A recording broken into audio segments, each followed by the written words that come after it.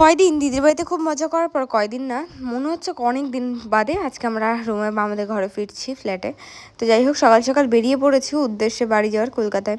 আর রাস্তায় দেখো কেমন রোদ, এত ঠান্ডা পড়া সত্ত্বেও ওই কাছের থেকে রোদগুলো এসে এমন তাপ দিচ্ছিল, এসি চললেও পা যেন পুড়ে যাচ্ছিলো। তো যাই হোক ওপরে সানরুফটা একটু খুলে দিলাম ঢং দেখানোর জন্য। আর এদিকে বড় ড্রাইভ করছে মন দিয়ে, আর আমার মুখটা তো দেখেই বুঝতে পারছো ঘুম থেকে উঠেই একদম চলে এসেছি দুটো বিস্কিট খেয়ে। কী আর বলবো, মানে ঘুম থেকে উঠেই সকাল সকাল কি মানে লেটেই উঠেছে আমাদের জন্য, যেহেতু সকালই ছিল। তো চলো আজকে এর লাস্টে থাকবে আমার একটা আনবক্সিং ভিডিও, যেটা আমার মিশো থেকে পার্সেল এসেছিলো। তো দেখো এখানে আমি একটুখানি ঢং মেরে ক্যাত মেরে সব কিছু দেখিয়ে নিয়েছিলাম আমার পা জুতো।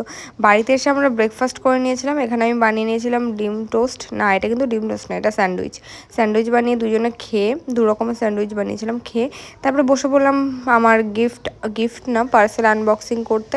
তো চলো দেখা যাক ভেতরে কি আছে।